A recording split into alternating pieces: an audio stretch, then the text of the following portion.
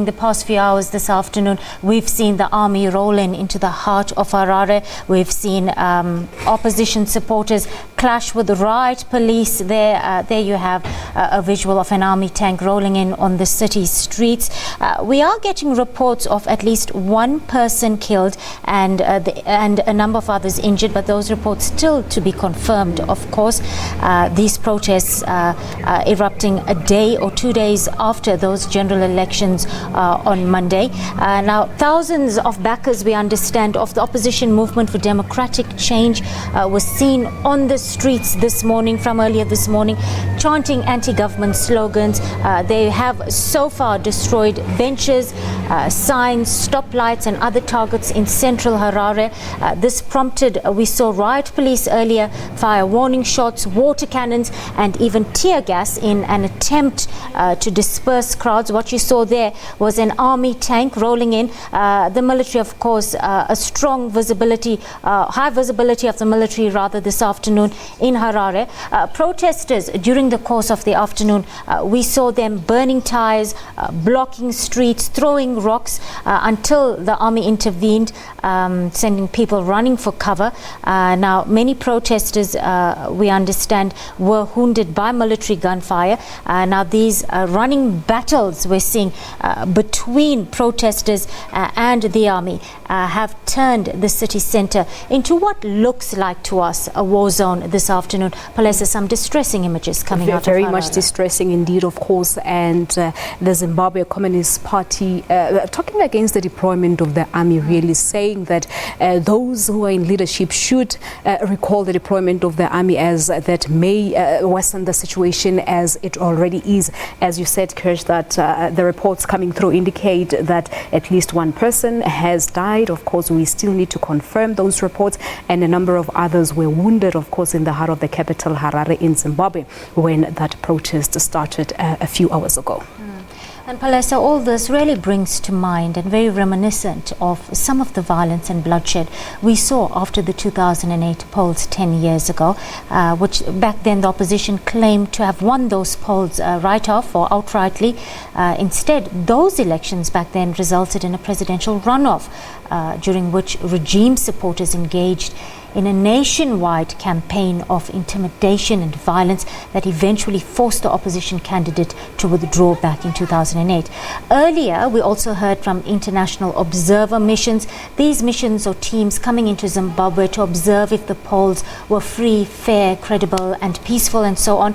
They, of course, released their preliminary or initial assessments or results earlier today, but they kept very quiet, or they played low-key when it came to talking about allegations of rigging, allegations of irregularities in Monday's polls, which the opposition is claiming.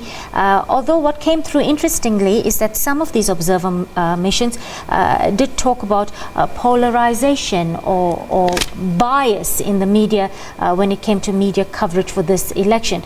Now, interestingly as well, one of our high-profile election observers, that would be former Liberian President Helen Johnson Sirleaf, she brought to light the impact of delays in releasing the final results of these presidential polls will have on the public consciousness. Now, I'm quoting Sirleaf now when she says, the more that this presidential voting result is delayed, the more it calls into question the population's confidence in the election process.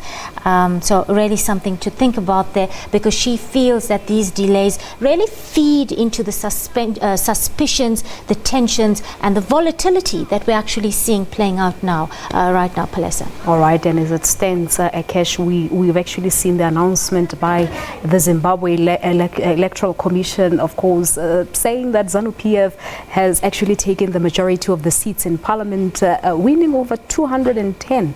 I mean, 109 out of 210 seats, with 41 going to the opposition, MDC, and 58 yet to be allocated. We're yet to see as to how things unfold. And of course, as you say, the Zimbabweans are very much concerned with the delays in terms of releasing those results.